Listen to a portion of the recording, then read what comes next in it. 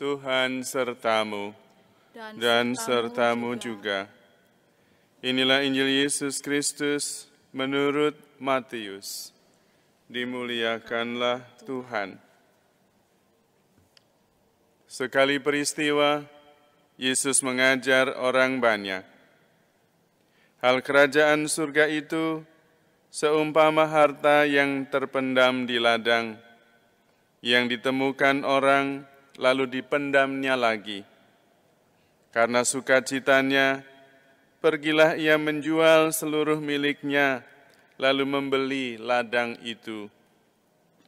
Demikian pula hal kerajaan surga itu, seumpama seorang pedagang yang mencari mutiara yang indah. Setelah ditemukannya mutiara yang sangat berharga, ia pun pergi menjual seluruh miliknya, lalu membeli mutiara itu. Demikian pula hal kerajaan surga itu, seumpama jala besar yang ditebarkan di laut, lalu terkumpullah berbagai jenis ikan. Setelah penuh, jala itu diseret orang ke pantai. Lalu mereka duduk dan memilih ikan-ikan itu, yang baik dikumpulkan ke dalam tempayan, yang buruk dibuang. Demikianlah juga pada akhir zaman, malaikat-malaikat akan datang, memisahkan orang jahat dari orang benar. Yang jahat lalu dicampakkan ke dalam tungku berapi. Di sana akan terdapat ratapan dan kertak gigi. Mengertikah kamu semuanya itu? Mereka menjawab, ya, kami mengerti. Lalu bersabdalah Yesus kepada mereka, karena itu setiap ahli Taurat yang menerima pelajaran tentang kerajaan surga itu, seumpama tuan rumah yang mengeluarkan harta yang baru dan yang lama dari perbendaharaannya. Demikianlah Injil Tuhan. Terpujilah Kristus.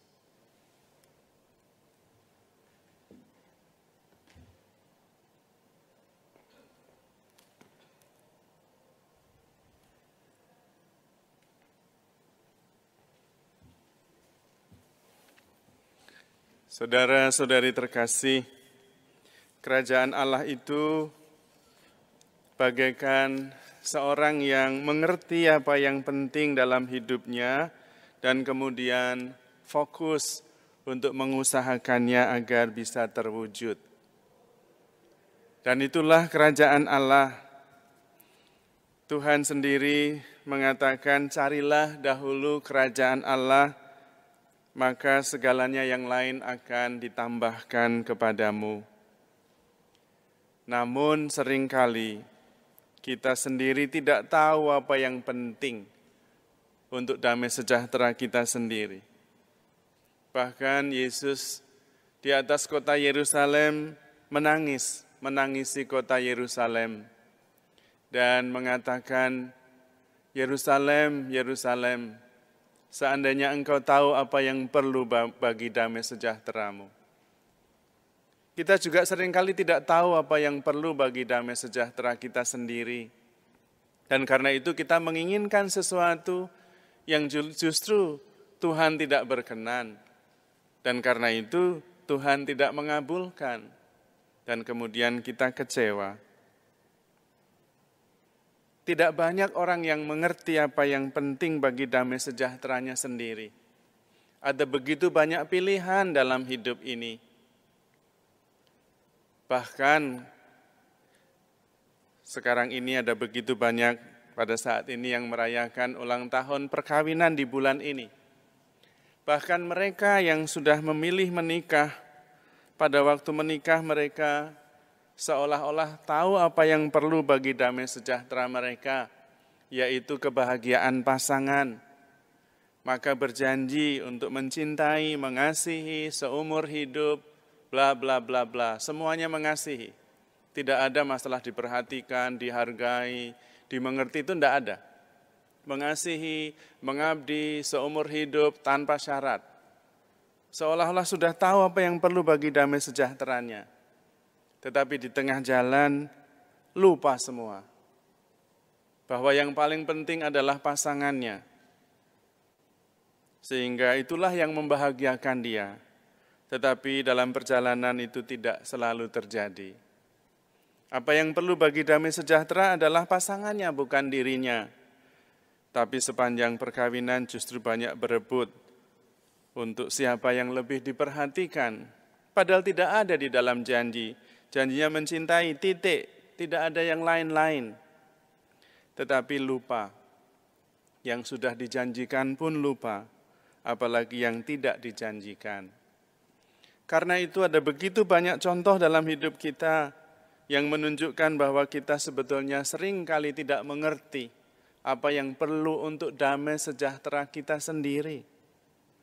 Maka kita diminta untuk sungguh-sungguh menemukan apa yang perlu untuk damai sejahtera kita sendiri. Dan kejar itu dengan iman, dengan cinta. Karena itulah yang paling berharga, itulah yang membahagiakan kita. Seperti yang dikatakan dalam perumpamaan, bagaimana orang yang mencari mutiara dan begitu menemukan mutiara itu, semua dijual. Karena mutiara itulah yang membahagiakan dia. Karena mutiara itulah yang membuat hidupnya berarti. Mestinya kita pengikut Kristus menemukan apa yang berarti dalam hidup kita. Tuhan sendiri mengatakan, yang paling berarti bagi kita adalah kasih Allah, kesatuan dengan Tuhan. Kita bersatu dengan Tuhan, bersatu dengan sesama, itulah segala-galanya. Dan jangan khawatir, apabila kita sudah mengejar kesatuan dengan Tuhan, Tuhan akan mengaruniakan segala berkat, seperti mengejar kerajaan Allah dan yang lain ditambahkan. Bahkan dalam bacaan yang kedua dikatakan dengan sangat jelas, saudara-saudara, kita tahu sekarang bahwa Allah turut bekerja dalam segala sesuatu untuk mendatangkan kebaikan bagi mereka yang mengasihi Dia. Jadi yang paling penting adalah mengasihi Tuhan, memuliakan Tuhan, dan Tuhan akan bekerja dalam segala sesuatu yang mendatangkan kebaikan bagi dia. Bayangkan, Tuhan sendiri mengerjakan segala-galanya bagi orang yang mengasihi Dia. Menurut saya, itulah yang terpenting bagi kita. Karena itu yang pokok, karena kemudian yang lain akan dikerjakan oleh Tuhan untuk kebaikan kita yang mengasihi Dia. Namun kita punya alasan, selalu punya alasan dan alasannya bagus-bagus. Saya punya pekerjaan ini, saya punya itu. Padahal Tuhan bisa mengerjakan melalui segala sesuatu untuk kebaikan orang yang mengasihi Dia. Problem terbesar adalah tidak mengetahui keinginannya sendiri, lalu menginginkan sesuatu yang tidak berkenan kepada Allah, karena Allah lebih tahu yang baik, dan kemudian kita kecewa. Padahal Tuhan selalu menghendaki yang terbaik untuk kita. Yang paling pokok adalah kita membina cinta, kasih kepada Tuhan yang paling utama. Tuhan menjadi mutiara yang paling berharga, yang harus kita usahakan dalam segala cara. Dan Tuhan akan mengerjakan segala sesuatu yang mendatangkan kebaikan untuk kita. Maka marilah kita mengandalkan Tuhan. Jangan khawatir tentang yang lain, karena Tuhan Maha Kuasa, Tuhan Maha Baik. Dan Tuhan yang Maha Kuasa dan Maha Baik itu adalah Bapa kita sendiri. Bagi saudara sekalian yang sudah mempunyai pasangan, kebahagiaan pasangan itulah yang paling membahagiakan, yang harus dikejar menjadi nomor satu. Karena itulah janji kita sejak awal. Mau mengabdikan diri, mau mengasihi selama-lamanya. Kebahagiaan pasangan itulah yang merupakan sumber kebahagiaan kita juga. Dan itulah yang harus kita usahakan. Karena pasangan kita jugalah yang menyucikan kita, pasangan kita jugalah yang menemani kita dalam suka dan duka. Kita bisa menemukan orang baik, sangat baik kepada kita, tapi belum tentu dia bertahan 1-2 minggu bersama kita. Pasangan kita berhari-hari, berminggu-minggu, apalagi selama masa pandemi ini. Kita bersama terus 24 jam dan dia tidak pergi-pergi meskipun kita kadang-kadang menjengkelkan dan kadang-kadangnya sering. Dia tetap ada untuk kita, dia tetap bersama kita bertahun-tahun. Dan itu luar biasa menurut saya. Karena mereka sebetulnya bebas, tetapi memilih tetap bersama kita. Dan yang terbaik yang bisa diberikan dalam hidup kita semua adalah waktu, diri kita. Dan itulah yang diberikan oleh pasangan. Meskipun kadang tidak semuanya menyenangkan, tetapi dialah yang selalu bersama kita dalam keadaan apapun. Dan karena itu kita mohon rahmat Tuhan supaya kita bisa mengerti apa yang perlu bagi damai sejahtera kita sendiri. Apa yang sungguh-sungguh perlu kita kejar, yaitu kasih kepada Allah. Dan kasih kepada Allah itu melalui orang-orang yang ada di dekat kita. Kita mohon rahmat Tuhan supaya kita bisa hidup di dalam kasih.